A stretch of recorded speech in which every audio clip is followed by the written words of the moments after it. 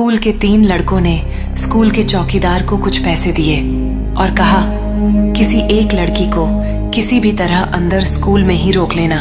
चौकीदार ने पैसे देखकर लालच आ गया और जैसे ही स्कूल की छुट्टी हुई उसने एक लड़की को क्लास में ही बैठा दिया। लड़की चौकीदार की बात सुनकर क्लास में ही बैठ गई और अपने पापा का इंतजार करने लगी। जब उस लड़की के पापा उसे स्कूल से लेने के लिए आए तो चौकीदार ने कहा, आपकी बेटी तो जा चुकी है। यह सुनकर लड़की के पापा गेट से ही वापस चले गए। कुछ देर बाद लड़की चौकीदार के पास आई और कहा, अंकल, मेरे पापा अब तक क्यों नहीं आए? चौकीदार ने कहा, बेटा तुम क्लास में ही बैठ जाओ, जब तुम्हारे पापा आएंगे।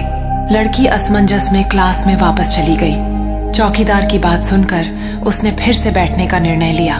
क्लास में बैठकर लड़की ने हेजिटेट हो गई, फिर भी अपने पापा के आने की प्रतीक्षा की।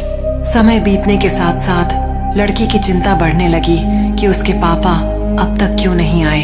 अंततः लड़की ने हिम्मत करते हुए अपना निर्णय लिया, अब और इंतजार नहीं कर पाऊंगी। लड़की ने धीरे धीरे अपनी जगह से उठकर दरवाजे की तरफ देखा। उसकी आंखों में डर और उलझन थी जब उसे बाहर से अजीब आवाजें सुनाई दीं।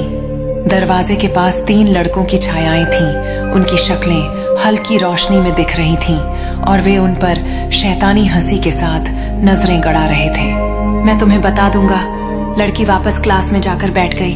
वह बहुत परेशान हो रही थी। वह सोच रही थी, आज तक ऐसा कभी नहीं हुआ कि पापा मुझे लेने नहीं आए। आज ऐसा क्यों हुआ? वह घबराने लगी और अपने पापा का इंतजार कर रही थी। फिर चौकीदार आया और चुपके से क्लास का दरवाजा बाहर से लॉक कर दिया। चौकीदार ने उन तीनों लड़कों को अंदर स्कूल में बुला लिया।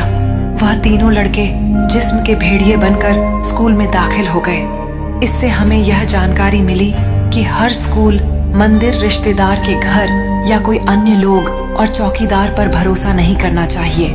और जब स्कूल कॉलेज बंद हो जाए तो अपने बच्चों की जब तक कोई जानकारी न मिलने पर आप छानबीन जारी रखें। सवाल पूछें, किस इंसान के अंदर राक्षस छिपा है ये आपको पता नहीं है।